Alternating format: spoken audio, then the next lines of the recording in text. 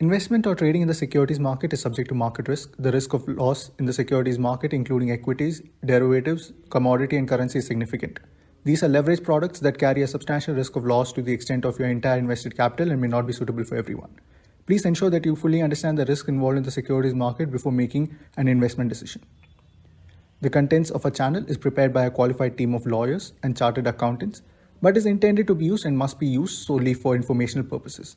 It is extremely important that you do your own analysis before making an investment based on the information provided in this channel. Hello friends, आज जिस share को हम discuss करने वाले हैं उसका नाम है आलोक इंडस्ट्रीज। अब सबके दिमाग में एक ही सवाल चलने लग रहा है कि आलोक इंडस्ट्रीज में टारगेट कितना होगा। पर टारगेट जानने से पहले ये जानना ज़रूरी है कि आलोक इंडस्ट्रीज ने आज मार्केट में परफॉर्म कैसा किया।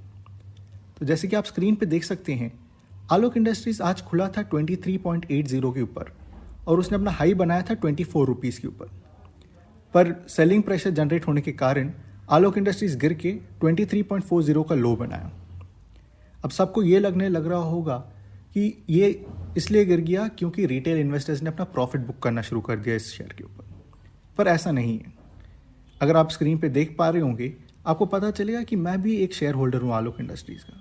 मेरे पास भी 28,000 क्वांटिटीज़ हैं आलोक इंडस्ट्रीज़ की, तो इसलिए मैं इस शेयर को बहुत क्लोजली मॉनिटर करने लग रहा हूँ।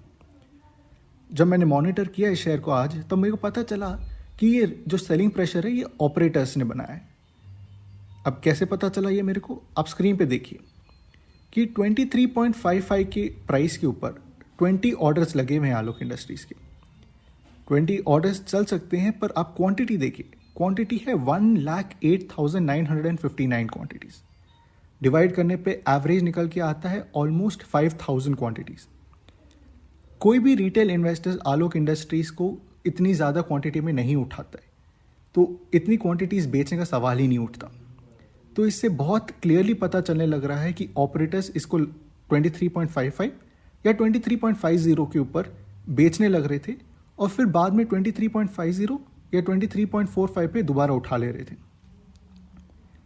अब आप पूछेंगे कि इसका फ़ायदा क्या हुआ।